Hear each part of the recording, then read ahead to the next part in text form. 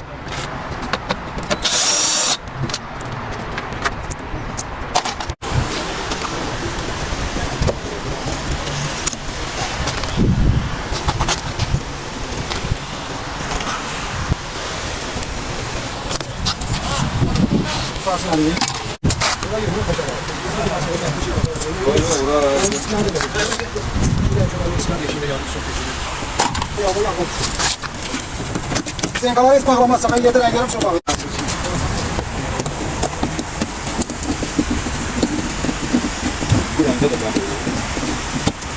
Naranj.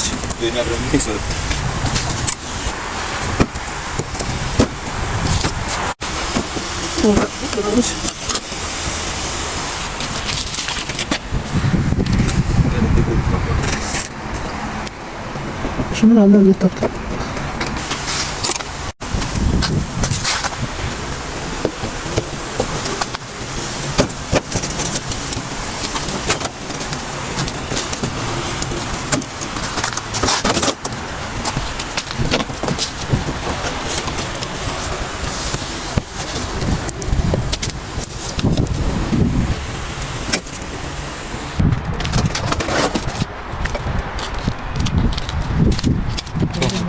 Take a little time to support me by liking the video and subscribing to my channel.